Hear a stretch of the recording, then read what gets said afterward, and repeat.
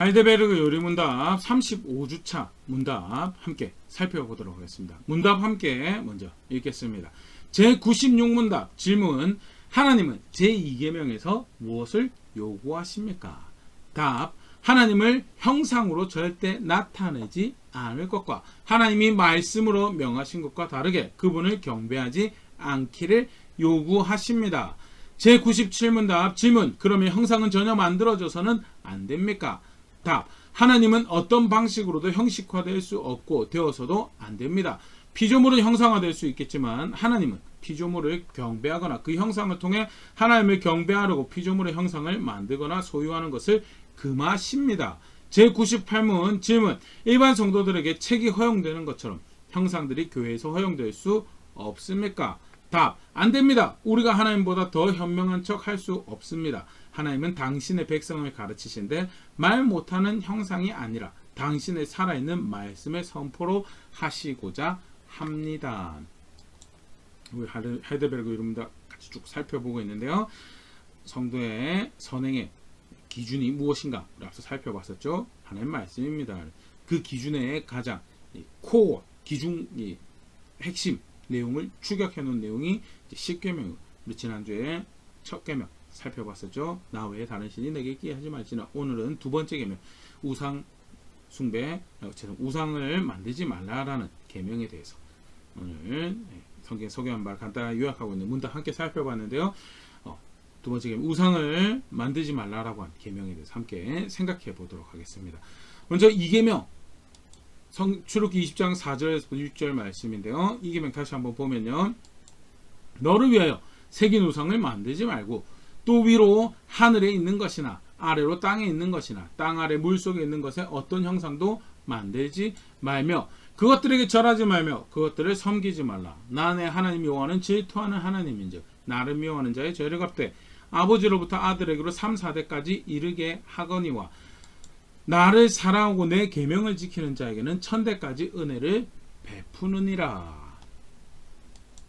새긴 우상을 만들지 말라라고 하면서 뒤에 부연 설명하셔서 그 계명을 강화하시는 그런 모습을 볼 수 있는데요.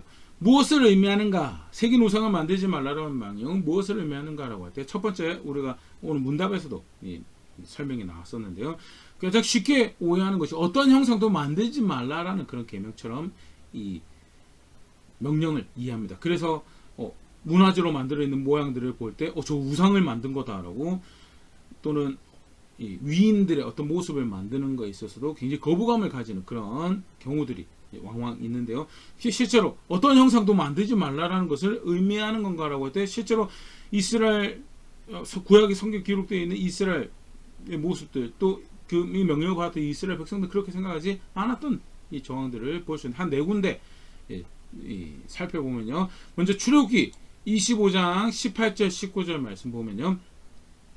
언약궤를 만드는데 그 위에 언약궤 위에 그룹이라고 일컬어지는 천사의 모양이 형상이 만들어지도록 하나님께서 그렇게 만들어지도록 명령하셨고 실제로 백성들도 그렇게 만들었던 정황을 볼 수 있습니다. 출애굽기 25장 18절 19절 금으로 그룹들을 속죄소 두 끝에 쳐서 만들되 한 그룹은 이 끝에 또 한 그룹은 저 끝에 곧 속죄소 두 끝에 속죄소와 한 덩이로 연결할지며 하나님 임재를 상징하는 굉장히 구별된 거룩한 기물이 언약궤죠. 그 언약궤 뚜껑을 만드는데 속죄소 위에 만드는데 천사의 형상이 만들어지죠. 천사의 형상을 만들었다는 것은 어떤 형상도 만들지 말라라는 명령으로 이해하면 이 형상 만들어지는 자체가 사실은 굉장히 하나님 앞에 위법한 거 거룩한 것을 둘 만한 것이 못 되죠. 그런데 하나님께서 하나님 거룩한 임재를 상징하는 기물로 만든 언약궤 위에 속죄소 위에 이 천사의 형상을 만들 그 하나님께서 그렇게 만들라고 하시고 백성들 그렇게 쉽게 말해서 새긴 우상을 만들지 말라라고 하는 것은요 어떠한 모양도 만들지 말라라는 계명이 절대 아니다. 또 지성소 안에 휘장에 그 천사 그룹의 문양이 새겨지는 그런 설계 모습 볼 수 있는데 출애굽기 26장 31절 너는 청색 자색 홍색 실과 가늘게 꼰 배실로 짜서 휘장을 만들고 그 위에 그룹들을 정교하게 수놓아서 그룹이라고 한 천사가 속죄소 위에 둘이 있다면요 그 가장 거룩한 장소인 지성소 구별하는 커튼 휘장을 만드는데 그 위에도 그룹의 형상이 수가 놓여지는데 31절 그렇게 표현해요. 정교하게 아주 상세하게 생생하게 만들으라고 형상을 만들어서 거룩한 장소로 구분하는 이런 장식으로 사용하더라고요. 뿐만 아니라 성소 안에 촛대도요 살국 문양이 사용되어진 정황을 볼 수 있는데요. 이쪽 가지에 살국꽃 형상의 잔 색과 꽃받침과 꽃이 있게 하고 저쪽 가지에도 살국꽃 형상의 잔 색과 꽃받침과 꽃이 있게 하여 등잔대에서 나온 가지 6을 갖게 할지며 살국꽃 형상의 잔, 꽃받침, 꽃 구체적으로 어떤 꽃의 모양이 만들어지고 사용되어지고 하는데 그게 뭐냐? 거룩한 장소에서 하나님을 위한 기물로 사용된다고 하는 성소에 사용하는 촛대 그런 문양이 형상이 사용되어지더라. 어떻게 거룩한 장소에 만약에 어떤 형상도 만들지 말라라는 계명이었으면 그 계명을 가장 대체하는 물건이 대적하는 물건이 거기에 사용되어서는 안 되겠죠. 근데 그게 아니라는 것. 거기에 그 장소에 하나님의 명령을 쫓아 살국꽃 형상이 만들어졌다라는 것은 하나님께서 말씀할 세계의 형상을 만들지 말라는 것은 그것을 의미하는 것이 아님을 볼 수가 있죠. 또 조금 다른 경우인데요. 민수기 21장 8절 9절 말씀에서는요. 하나님께서 원망오병의 이스라엘 백성들을 불뱀으로 쳐서 죽게 하시죠. 그때 하나님께서 모세를 통해서 구원을 베푸시는데 불뱀 형상을 만들도록 하십니다. 민수기 21장 8절 9절 말씀입니다. 여호와께서 모세에게 이르시되 불뱀을 만들어 장대 위에 매달아라. 물린 자마다 그것을 보면 살리라. 모세가 놋뱀을 만들어 장대 위에 다니 뱀에게 물린 자가 놋뱀을 쳐다본 즉 모두 살더라. 뱀에게 물렸는데 하필 뱀을 만들어서 보게 하시고 그것을 살게 하시 하나님께서 그런 일을 행하시는데 만약 이 계명이 아무 형상도 만들지 말라라는 그 어떤 형상도 만들지 말라는 계명이 된다면 모세가 뱀의 형상을 만들고 처음부터 하나님께서 그런 명령을 주셨다는 것은 이때는 이렇게 말하고 저때는 저렇게 말하는 이상한 진실하지 못하고 그런 이때 말이 다르고 저때 말이 다른 그런 신이 돼버리는 그런 이해들. 근데 하는 그런 분은 절대 아니거든요. 두 번째, 모세가 형상을 만들지 말라고 했는데 모세가 형상을 만들었으면 그 형상을 만든 모세는 하나님 대적하는 자리인데 그게 아니고 한 명령 따라 한 거였거든요. 그렇다고 한다면 이 계명 색인 우상을 만들지 말라고 하는 것은 절대로 어떤 형상을 또 만들지 말라는 계명이 절대 아니다. 그러면 다른 신의 모양들을 만드는데 아니죠. 그거는 1계명에서 이미 커트를 하고 잘라버린. 나 외에 다른 신이 있게 하지 말라라고 한 것은 어떤 다른 기도의 대상도 어떤 다른 예배 대상도 없게 하라는 거고요. 그러면 신의 모양을 새겨서 다른 신의 모양들을 무르르 치면 그런 것들 만들죠. 12지신 같은 것도 만들고 불상도 만들고 그거는 다 1계명에서 이미 죄다라고 규정되죠.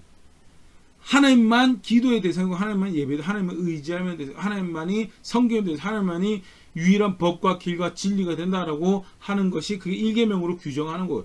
실제로 그렇게 하나님을 향하고 하나님 섬긴다 하나님만 기도의 대상으로 예배의 대상으로 안다라고 그렇게 한데 거기서 한 걸음 더 들어간 2계명이 뭐냐? 그때 그 하나님을 아는 것을 너네 마음대로 너네가 이해하기 쉬운 방식으로 너에게 보여지고 느껴지는 방식으로 하는 것이 아니고 너희 이해를 쫓아서 하는 것이 아니고 말씀하신 대로 하나님을 알고 말씀하신 대로 하나님을 아는 것에 있어서 우상을 만들지 말라라고 합니다. 실제로 안타깝지만 이스라엘 역사에서 이스라엘 백성의 이야기에서 이 계명을 대표적으로 어기고 대대로 후손들에게 짐이 되게 만든 사건, 금송아지 사건. 출애굽기 32장 4절 5절 말씀인데요.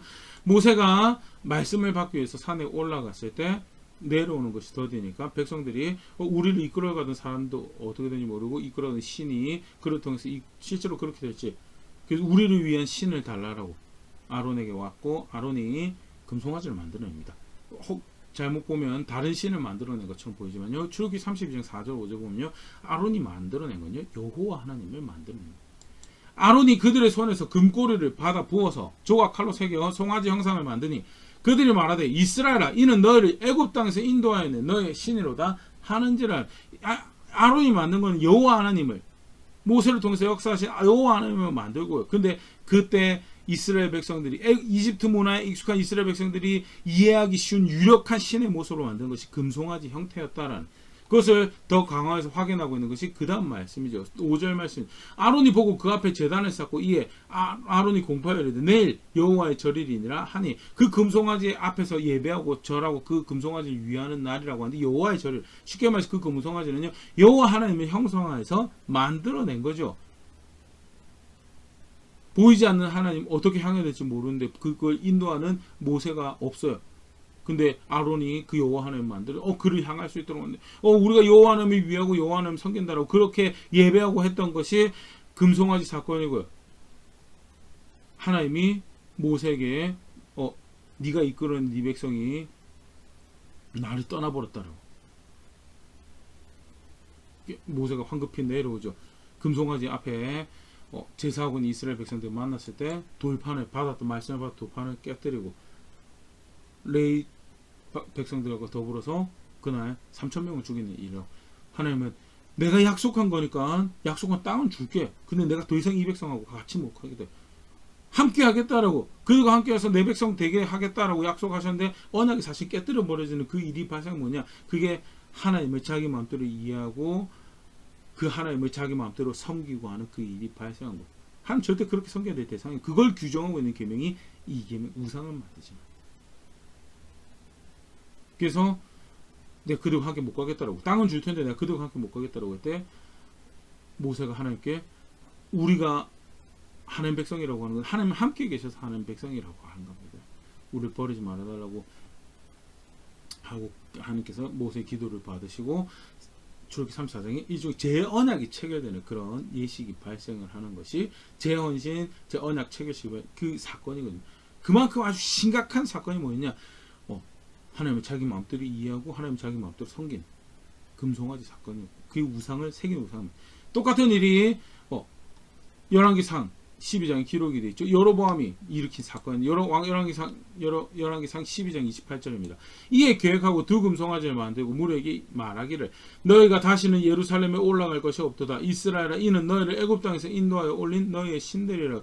여로보암이 다윗의 나라였죠. 이스라엘 다윗의 나라에서 신실하지 않은 솔로몬 르호보암 때 하나님께서 심판하셔서 여로보암에게 나라를 맡기십니다. 물론 다윗의 후손에게 나라를 다 빼앗진 않지만 여로보암에게 나라 북이스라엘을 주시죠. 하나님 은혜로 왕으로 세워주셔서 감사하긴 한데 자기가 볼 때 아무래도 다윗의 후손인 르호보암이 정치적으로 또 정당성을 가지고 있는 거고 적톡성을 가지고 사람들이 제사한다고 성전 있는 예루살렘에 계속 내려갈 때 다 다윗의 나라로 다시 돌아가 버릴 거고 자기의 입지가 정치적 입지가 좀 차라리 내가 여호와를 만들어내야겠다고 금송아지를 만들어내고 계획적으로 아까도 우리가 보면 계획하였다고 계획적으로 여호와를 만들어 그 레위의 그 하나님 말씀을 쫓는 레위의 제사장에 자기가 만드는 제사장들을 만들고 자기가 만드는 예식들을 만들어내고 해서 하나님 백성들로 하여금 온 나라가 하나님을 떠나도록 만드는 그 일을 하고 두고두고 북이스라엘의 짐이 되는 사건이면 그게 이 금송아지 사건이죠. 근데 출애굽기 32장 경우에도 봤지만요. 정말 그걸 싫어하세요. 왜? 하나님 보이지 않는 하나님. 그렇게 해서 형상으로 알 수 있는 존재가 아니다.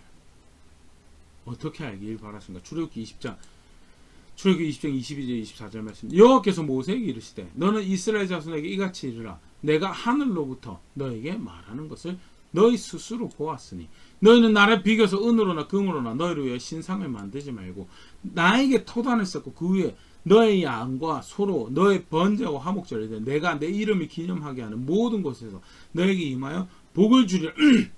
보이지 않는 하나님 가시적인 방식으로 등장하셨다라는 것이 천둥과 번개와 구름으로 등장을 하셨는데 그것도 사실 형상을 본 게 아니 그게 하나님이 아니죠. 그냥 나타나시는 모습이지 하나님 형상을 본 적이 없어요.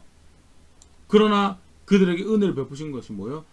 하늘로부터 너에게 말씀하시는 그 말씀을 주셨고 그래서 뭐라고 말씀해요? 절대 나를 비교해서 너네가 이해 경험을 토대로 신앙을 만들어 경험을 토대로 하나님을 만들어내지 말고 철저하게 내가 말해준 위로부터 너에게 말해주는 대로 그 말씀을 따라서 나를 알고 그 말씀을 따라서 나를 향해 토단을 쌓고 나를 향해 제단을 쌓으라.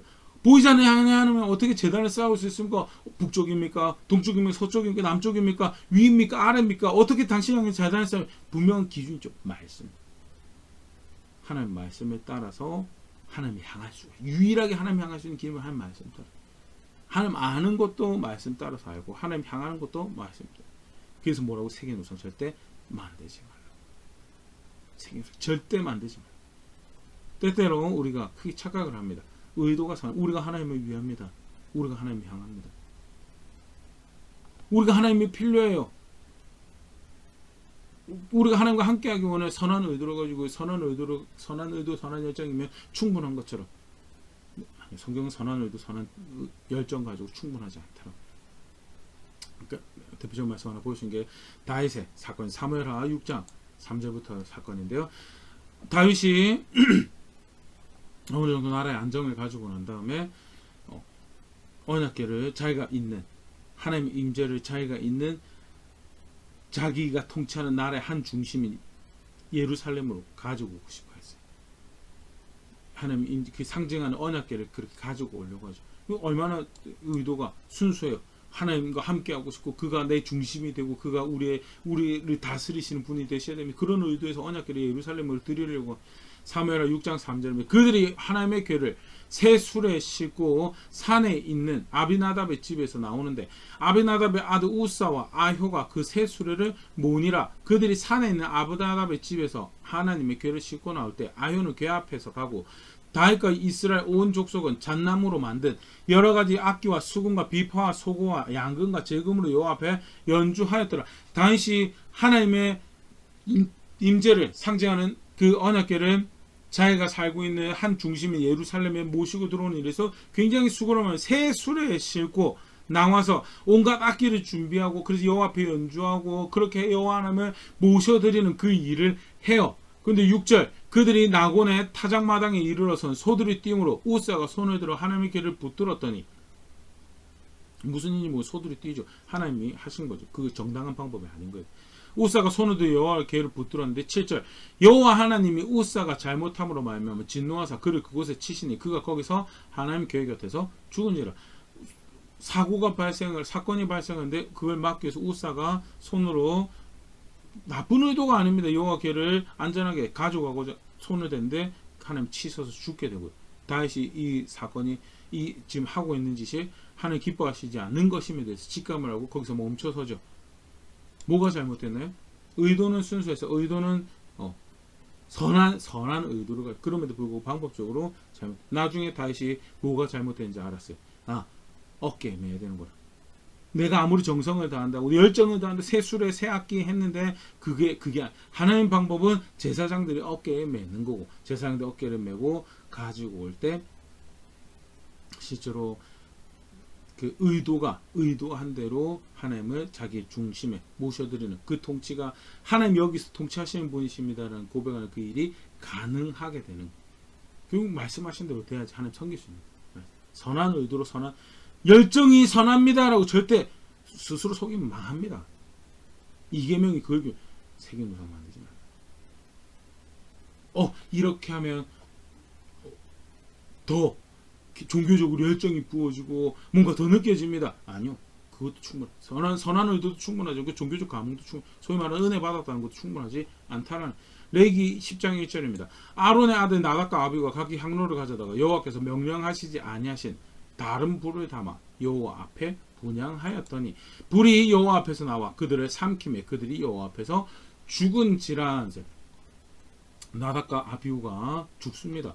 사실 아주 대단한 제사장들 처음 아론과 더불어서 제사장으로 임직한 사람들이 누구냐? 그게 나답과 아비후였어요. 바로 그 앞에 어떤 경험들이 있었느냐? 그들이 임직식하고 처음 제사를 할 때 불이 하늘부터 내려와서 하나님께서 그것을 놀라운 종교적인 그런 경험들을 하게 됩니다. 나답과 아비후가 왜 다른 불을 사용했는가?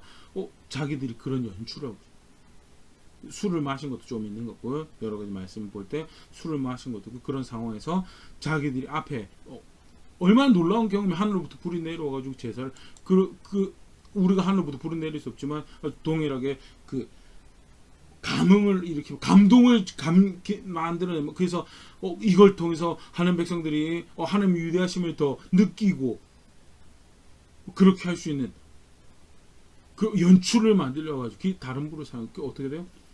여호와 앞에서 불이 뿜어져 나와 그들을 태워주는, 불이 뿜어져 나와 그들을 삼켜서 죽게 만드는 일이 발생하고 하는 그 기뻐하시지? 선한 의도도 충분하지 않고요. 종교적 감흥이 막 눈물 흘리고 감동받고 그러면 다 장땡이라고 생각해. 절대. 제일 쉽게 속임 스스로죠. 또 미신적인 고안 절대 아니죠. 대표적인 게 사실은 이스라엘 백성들이 산당을 만드는 열왕기하 18장 4절 말씀입니다.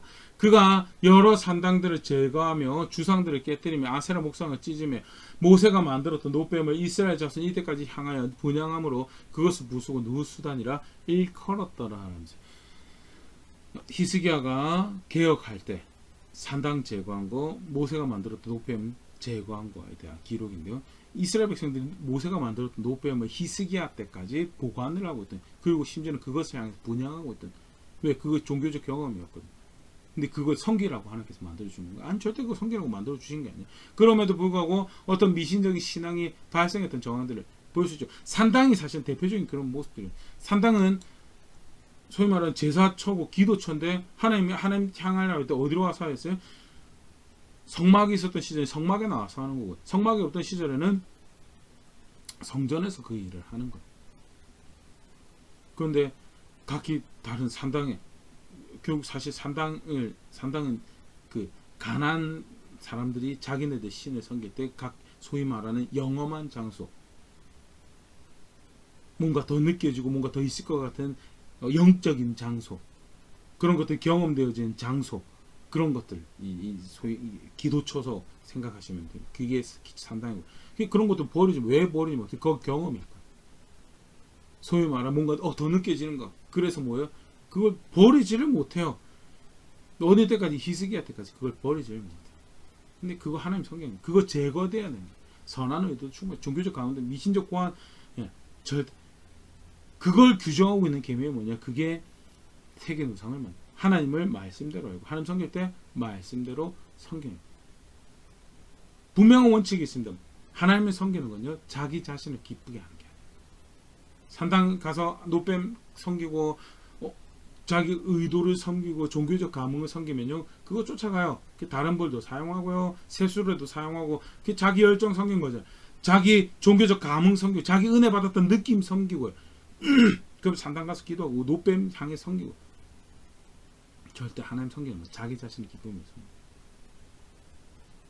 실제로 하나님 백성들이 하나님 섬기는 일은요, 아픔이 있고 눈물이 있고요, 어려움이 있어요. 위협당하는 것들, 우리가 아브라함도 살펴보고 이삭도 살펴보고 있지만요, 늘 위협 앞에서 살아가는 나그네와 같은 거름인 것 같은 삶이. 신약 백성은 안 그랬는데 신약 백성도 마찬가지예요.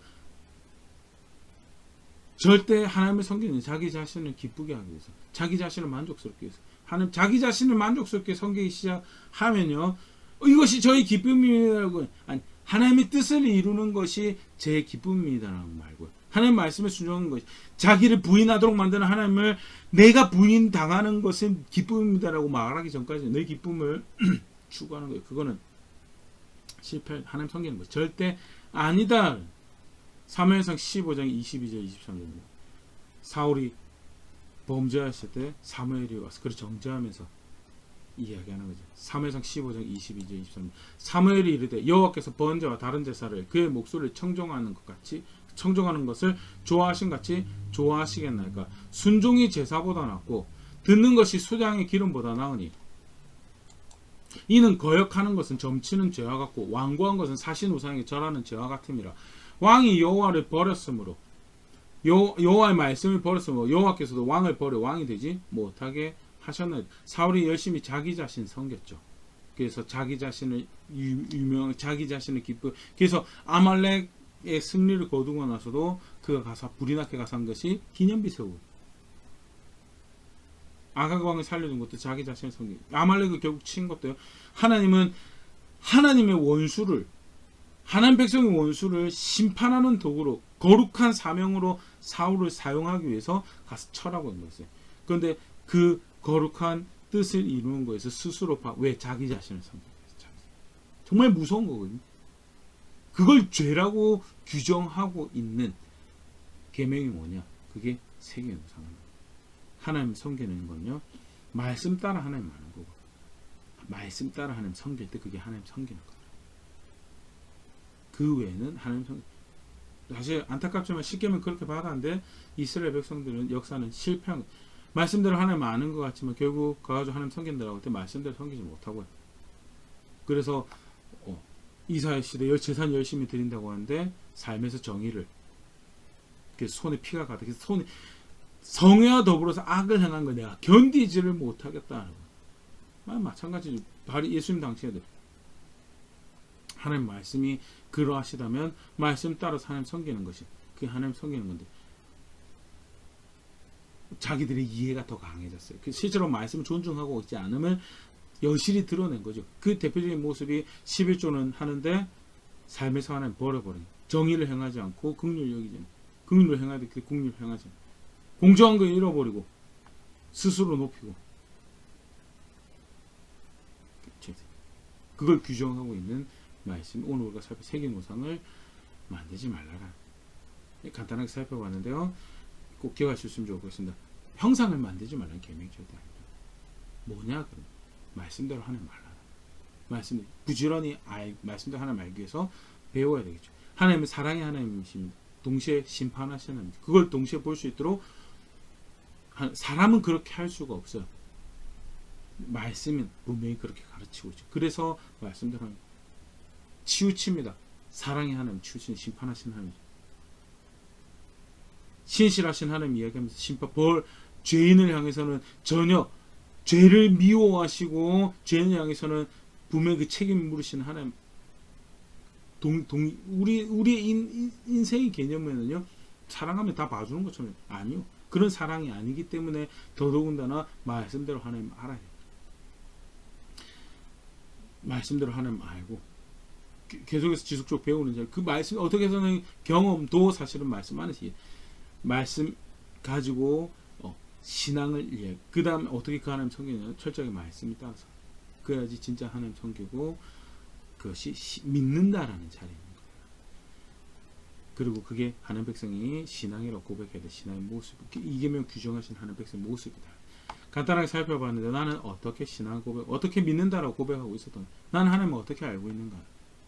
기도를 할 때 내 기도의 근간이 되는 경험에서 그렇다고 한다면 놀라운 은혜를 누리고 있지만 사실 위험한 자리는 말씀과 습관적으로 루터가 기도를 오래 많이 했다고 하는데 루터 기도했던 방식이 그렇다고 성경책 펴놓고 말씀 연구하면서 기도했다고.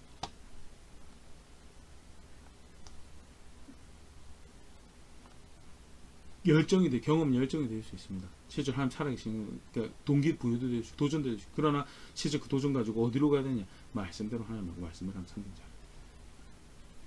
정직하게 말씀 앞에 다시 돌아볼 수 있으면 좋을 것 같고요. 규정하신 대로 고백해야 되는 신앙, 겸손하게 고백하는 자리에 있는, 실제 그것을 배우기 위해서 계속해서 애쓰고 노력하는 자리에 있는 그런 제가 될 수 있으면 좋을 것 같고요.